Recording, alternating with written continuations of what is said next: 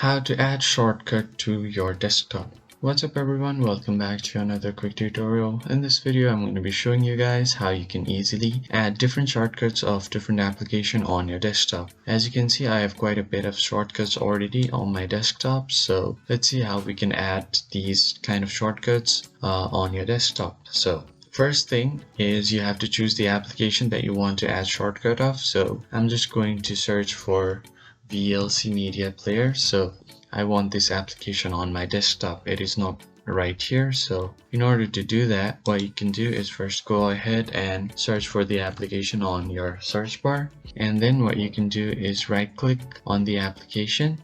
And then from here you want to click on open file location. Now this will open up your file location where it is located, and from here what you want to do is, as you can see, this is just a shortcut. So you are going to right click on the shortcut, and then from here you want to click on properties. After you right click, you just want to go on show more options and click here.